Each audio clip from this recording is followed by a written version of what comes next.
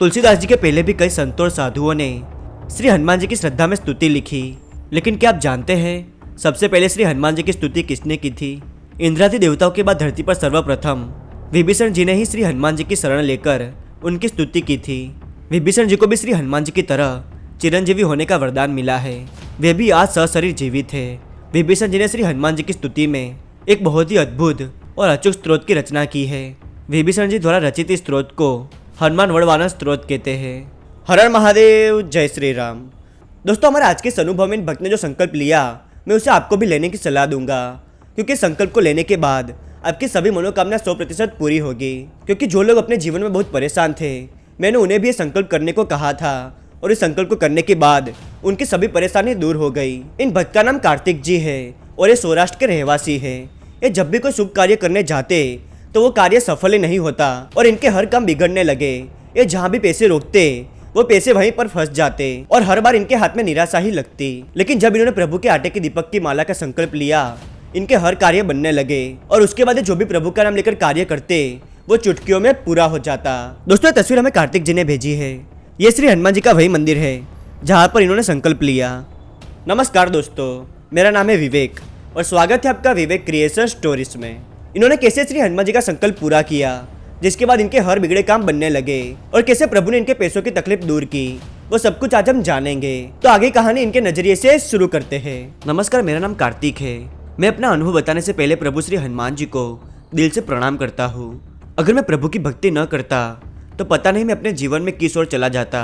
मैं जहाँ रहता हूँ वहाँ से करीबन 18-19 किलोमीटर दूर श्री हनुमान जी का एक अद्भुत मंदिर है। वहाँ प्रभु श्री हनुमान जी की जो मूर्ति स्थापित है वो उसी जमीन में से निकली थी। बहुत सालों पहले एक महामारी फैली, लेकिन किसी के स्वप्न में आकर प्रभु ने कहा कि मेरी मूर्ति स्थापित कर दो, सभी परेशानियों का निदान हो जाएगा। जब उस जगह खोदा गया तो वहाँ से श्री हनुमान जी की तेजस्वी मूर्ति निकली। प्रभु की उस मूर्ति को स्थापित करते ही 2-3 दिनों में महामारी खत्म हो गई। तब से जब भी कोई व्यक्ति अपनी इच्छा लेकर वहाँ जाता, उसकी सभी इच्छा पूरी हो जाती। इसीलिए उस मंदिर को इच्छा पूर्ति हनुमान जी के नाम से जाना जाने लगा। मैंने आपको ये कहानी इसीलिए बताई क्योंकि इस मंदिर से ही सब कुछ जुड़ा है। यहाँ जाने के बाद ही मेरी किस्मत ने साथ दिया। सबसे पहला अनुभव साल 2005 में मेरे साथ हुआ। मैं, मम्मी और पापा ऑटो में बैठकर जा रहे थे, तभी हमारा एक्सीडेंट हो गया, जिस कारण पूरी ऑटो पलट गई। ऑटो चला रहे अंकल और पापा को बहुत चोट लगी। मम्मी और मुझे कुछ नहीं हुआ। जिस जगह ऑटो पलटी थी वहाँ पहले भी बहुत घटनाएं हुई थी। दरअसल वो क्षेत्र मेला था। उस जगह बहुत सारे जानवर मरे हुए मिलते जिनका सिर नहीं होता। शायद काली विद्याओं के लिए उन जानवरों का इस्तेमाल होता था, जिस कारण वहाँ से गुजरने वाले बहुत परेशान होते थे। उस दिन के बाद हमारे घर में बर्बादी शुरू हो गई। फिर पापा ने किसी को पूछा तो पता चला कि जब ऑटो पलटी हुई थी तब हम में से किसी ने कोई मैली चीज गलती से छू ली थी। फिर हम उसी इच्छापूर्ति हनुमान जी के मंदिर गए। वहाँ पुजारी जी ने हमारे हाथों में धागा बांधा और श्री हनुमान जी के ज्योत की राख दी, जिसे हमें जल में डालकर स्नान करना था। ऐसा करने के बाद प्रभु की कृपा से सब नॉर्मल हो गया। उस दिन मैंने पहली बार प्रभु की शक्ति का अनुभव किया। कुछ समय बाद मैंने बहुत डरावनी चीजें देखी। दरअसल हमारे पड़ोस में एक घर था, उनके हमारे साथ बहुत अच्छे संबंध थे, लेकिन कुछ समय से उनके घर में आधी रात को बहुत अजीब आवाज़ें आती थी और घर की चीज़ें कोई फेंक रहा हो वैसा लगता। जब आवाज़ें बहुत बढ़ने लगी तो पिताजी उनसे बात करने के लिए गए। मैं भी उनके साथ चला गया।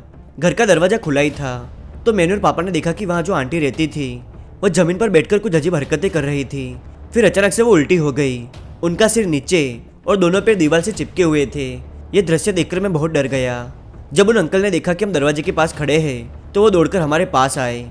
जब पापा ने पूछा कि ये सब क्या है, तब अंकल ने कहा कि वो उसी रास्ते से जा रहे थे और वो आंटी गर्भवती थी, इसलिए किसी चीज़ ने उन्हें पकड़ लिया और उनके साथ चली आई। ऐसा उनके साथ बहुत दिनों से हो रहा था। तब पापा ने अंकल से कहा कि भाभी जी को जल्दी इच्छापूर्ति हनुमान जी के मंदिर ले जाते हैं। हमारे क्षेत्र में उस समय वही मंदिर था जहाँ जाते ही किसी भी बात का तुरंत समाधान हो जाता। पापा ने कहा कि आपको हमें पहले बताना चाहिए था, पहला सगा पड़ोसी होता है, लेकिन शायद बदनामी से बचने के लिए उन्होंने किसी को नहीं बताया। पापा ने तब स्कूटर निकाला और अंकल आंटी को पकड़कर पीछे बैठ गए। पापा ने मुझे घर पर रहने के लिए कहा।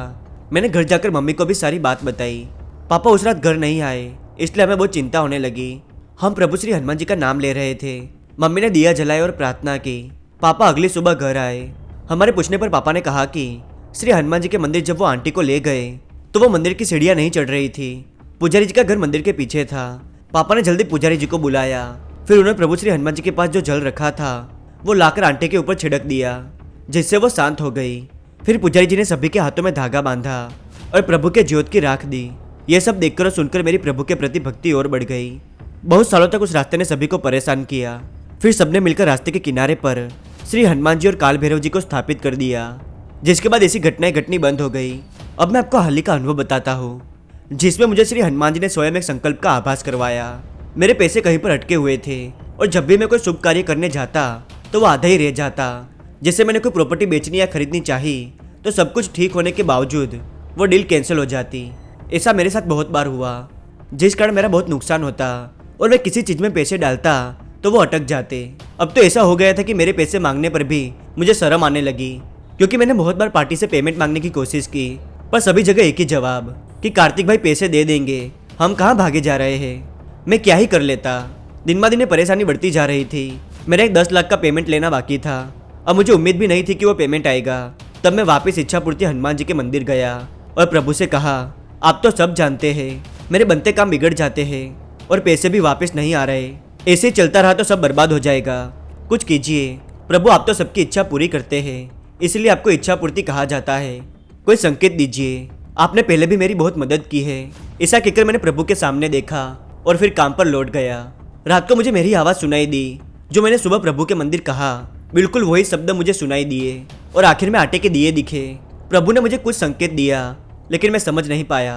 अगली सुबह जहाँ मैंने सारी बात पुजारी जी को बताई। पहले जो पुजारी थे उनकी उम्र ज़्यादा होने की वजह से अब उनके बेटे मंदिर को संभालते थे। मैं रोज प्रभु के मंदिर दर्शन करने जाता, इस कारण पुजारी जी के साथ मेरी अच्छी दोस्ती हो गई। मैंने उन्हें सारी बात बताई। तब उन्होंने कहा कि आपको आटे के दीपक की माला का संकल्प करना है। मैंने पूछा ये क्या होता है और मुझे क्या करना होगा। तब उन्होंने मुझे विस्तार से बताया कि मंगलवार या शनिवार के दिन गेहूं के आटे के तेल का दीपक बनाकर श्री हनुमान जी के मंदिर आना है और मंदिर में वह दिया जलाकर श्री हनुमान जी की आरती उतारनी है और उन्हें सिंदूर, काले उड़द और तेल चढ़ाकर प्रार्थना करनी है और हर रोज श्री हनुमान चालीसा का पाठ करना है। और उस तेल के दीपक का संकल्प हर मंगलवार को एक माला की तरह करना होगा।